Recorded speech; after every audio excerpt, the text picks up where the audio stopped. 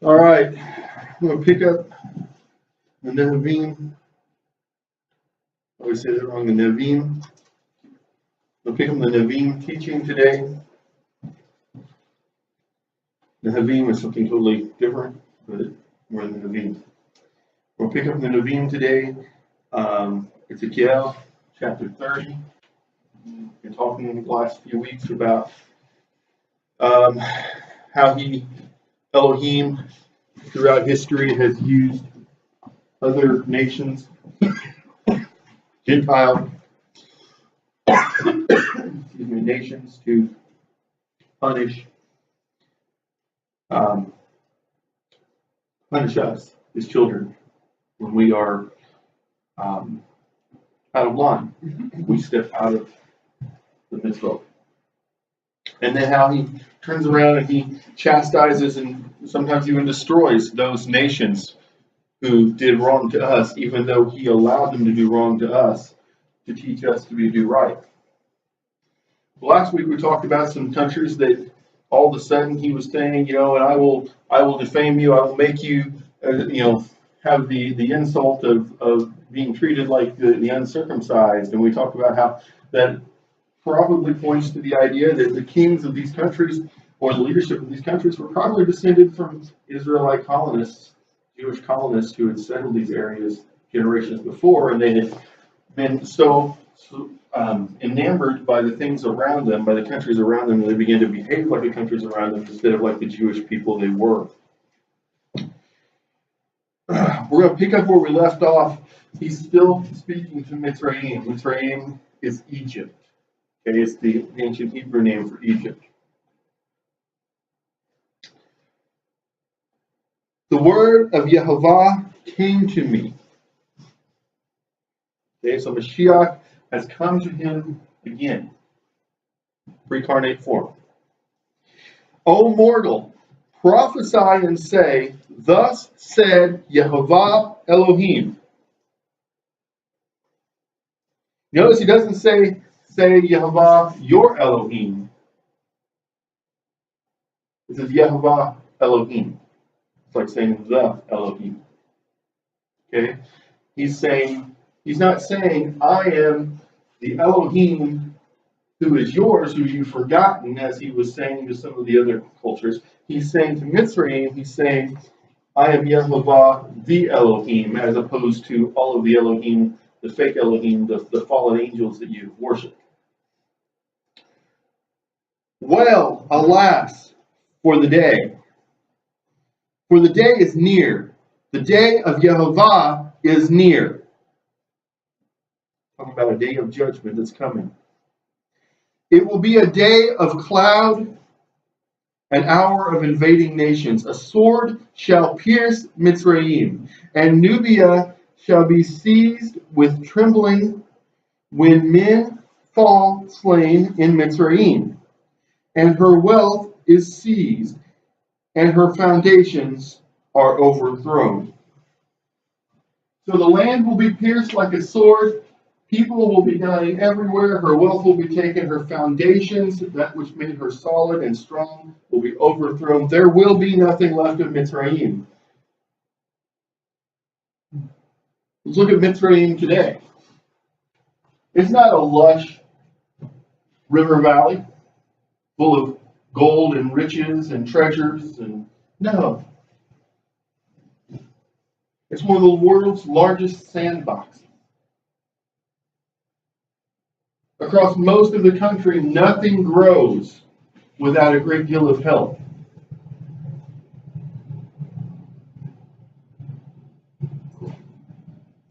Nubia, Put, and Lud, and all the mixed populations, and Cub, and the inhabitants of the allied countries shall fall by the sword with them. So everybody who came to them for strength and allied themselves with them will fall also. Remember, that's where in Scripture it says, woe to those who go down to Mitzrayim. Right? Those who go down to her for strength. Woe to them, because they're going to fall too. This is a lesson, kind of like in my earlier lesson, about who we surround ourselves with. If we look to the world for quote-unquote friends, or there aren't many believers of the opposite gender here around, so we look for someone outside the covenant to give us what we're looking for in that romantic, loving aspect, and we end up in a bad situation, and we end up hurt. That's what people were doing with Mitzrayim. They were leaving the covenant to go down and have her wealth. Thus said Yehovah, those who support Mitzrayim shall fall, and her proud strength shall sink. There they shall fall by the sword from Migdal to Syene, declares Yehovah Elohim. From one end of what was known to the other. Greatness was going to fall because it was supported by Mitzrayim. They shall be the most desolate of desolate lands. Say that's happened. And her cities shall be the most ruined of cities. When I set fire to Mitzrayim, and all who help her are broken, thus they shall know that I am Yehovah. You know, a lot of times we talk about this, and people say, and I've heard it preached, wow, look what he did to Mitzrayim for doing that to Yisrael. He's going to fall into that trap. And to some degree, it's true, but he doesn't just punish those people that he allowed to straighten us out for our sakes. It's not so that people see that we're great. It's so that people see that he's great. And that even though he has to, as my grandpa used to say, yank a knot in our tails,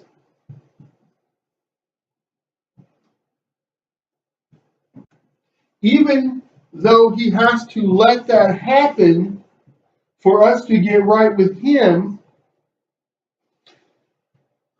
even though he has to show the world that he will punish those who harm us, to show that he keeps his promise to protect us, when you get right down to it, he punishes them so that they and everyone else, including us, will know who he is. So that there will be no question that he is the Almighty. On that day, messengers shall set out at my bidding to strike terror into confident Nubia. And they shall be seized with trembling on Mitzrayim's day of doom, for it is at hand. Thus said Yehovah Elohim, I will put an end to the wealth of Mitzrayim through King Nebuchadnezzar of Babylon. Now, people say, well, how do you know if someone's a true prophet? Well, there are a couple of tests. Number one test is if the prophecy goes against or undermines in any way the word of Torah, they're a false prophet.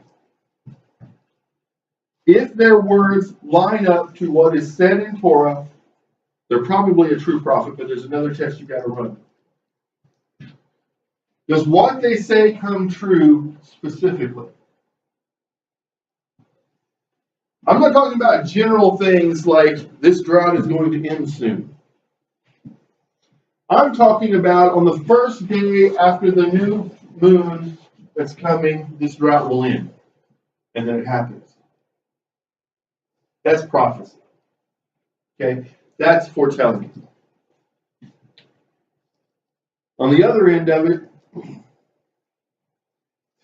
most foretelling is actually I would say everywhere in Scripture, and so probably that's always true. Foretelling is actually telling forth. If you study what is in Torah, it will tell you what is about to happen if people are not doing right, or if they've done wrong and they're about to be corrected. It will tell you sometimes very specifically, like when Daniel says that he read the book of Yirmiyahu, that read that prophecy. He knew from that and from Torah that it would be exactly 70 years to the day that Israel would be in captivity in Babylon. Okay? And then it was 70 years. Okay? He knew that because he studied the prophet. He knew that it lined up with the Torah. He knew that everything else the prophet had told forth and foretold had been true. And so therefore he knew that the captivity was coming to an end.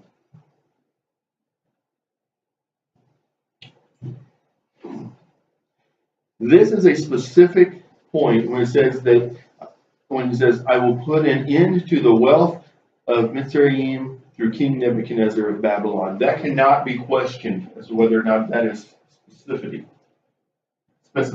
Sorry. He's going to put an end specifically to the wealth, specifically through a man, specifically who is king, specifically of a certain country.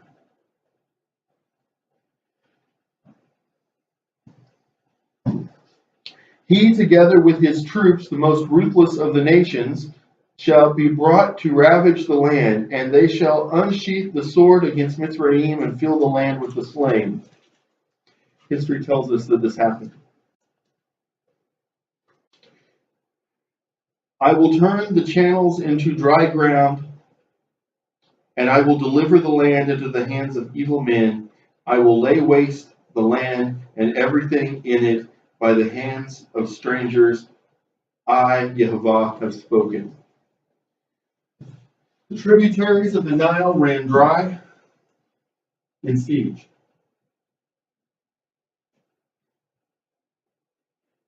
The land became desert very quickly. And to this day, the rulers of that land for generations have adhered to a theological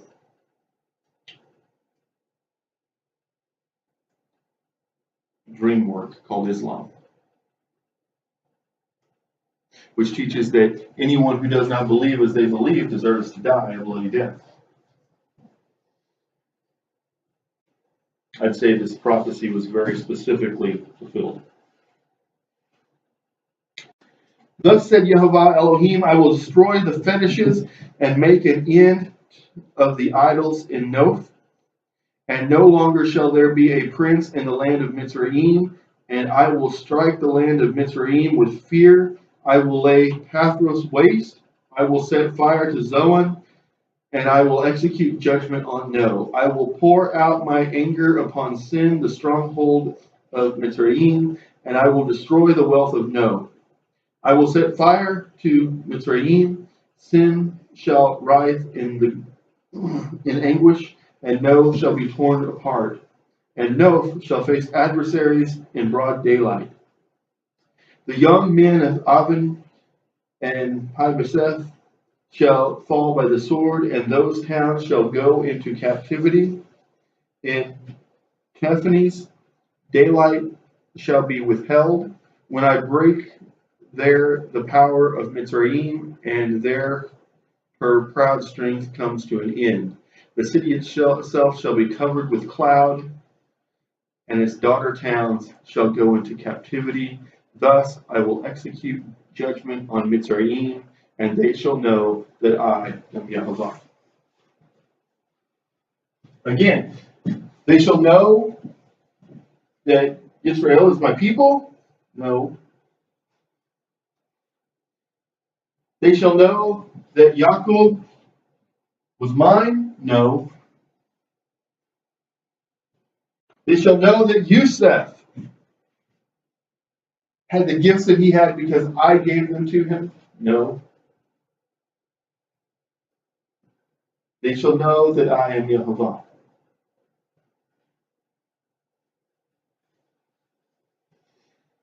In the 11th year, on the 7th day of the first month, the word of Yehovah came to me. O mortal, I have broken the arm of Pharaoh, king of Mitzrayim. You see how this works? You see how I was explaining about 2 weeks, maybe 3 weeks ago? I was explaining it's not talking about the 11th year of prophecy. It's saying 11 years after that last thing that he said. Does that make sense? It has not been bound up to be healed, nor firmly bandaged to make it strong enough to grasp the sword. Assuredly, thus said Yehovah Elohim, I am going to deal with Pharaoh, king of Mitzrayim. I will break his arms, both the sound one and the injured, and make the sword drop from his hand. I will scatter the Mitzrayim among the nations and disperse them throughout the countries. I will strengthen the arms of the king of Babylon and put my sword in his hand. And I will break the arms of Pharaoh, and he shall groan before him with the groans of one struck down. I will make firm the arms of the king of Babylon, but the arms of Pharaoh shall fail, and they shall know that I am Yehovah when I put my sword into the hand of the king of Babylon. And he lifts it against the land of Mitzrayim. 11 years have passed. You imagine how much Ezekiel was scoffed at? Oh, you said Egypt was going to fall to this king over here in Babylon. King's still sitting on his throne, still having fancy dinners.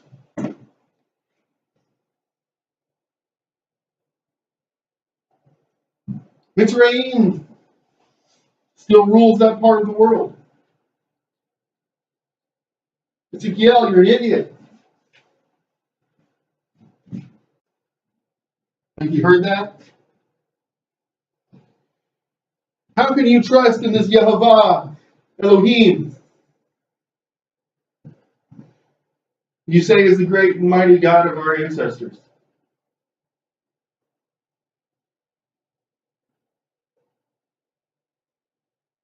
And 11 years later, trouble begins for Egypt, for Mitzrayim. It says, I will scatter the Mitzrayim among the nations and disperse them throughout the countries. Thus they shall know that I am Yehovah.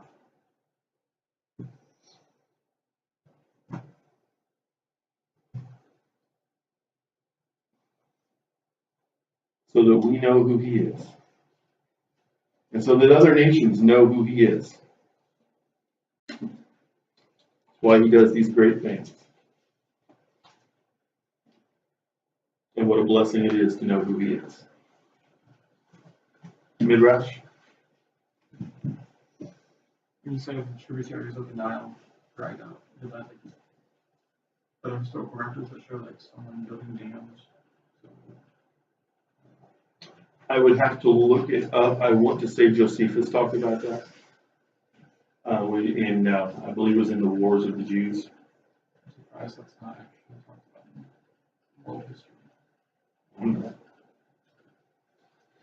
that this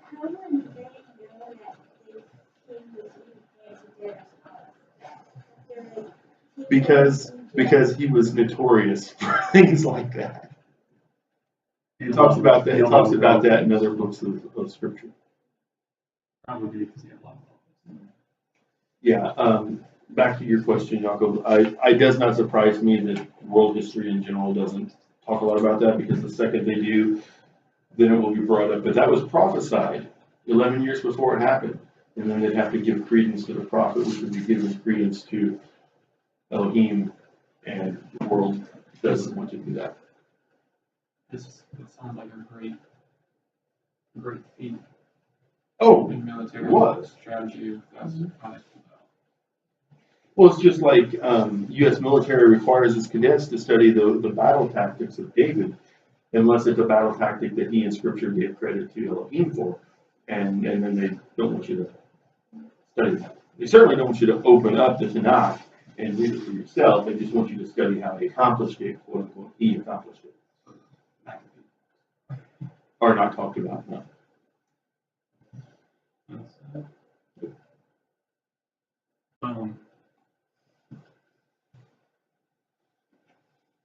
Do you think wasn't a lot of the delta of the Nile, even isn't a lot of that dried up now? Like of the river itself? I don't know. I think that's, I've seen maps and pictures, a lot of that doesn't even, like it used to pan out, you know, it doesn't. I don't know offhand. I have to look at it. Yeah. And You know, it's already, even though like, yeah, it's a lot of it's desert and stuff, it's even getting to where, remember they have they're basically, right now as a country, they're probably still basically barely hanging on to any form of government, because they almost got overthrown by the Muslim Brotherhood, and they were just barely able to hang on to Right. what government they had, and so, yeah, it's not looking good for them. Yeah, somebody said, well, isn't it ridiculous? I mean, you know, Muslims are fighting Muslims for control of a Muslim country. I'm like, if you study, you know, England and Great Britain and the, in the medieval ages, Well, Christians killing Christians for control of a Christian country. I think it's more like, probably a lot of people in Egypt worship their idols and their gods, so then you have Islam's like, convert, no, we're taking over your country. I don't know if it's quite that way anymore, but it could be. Anybody else?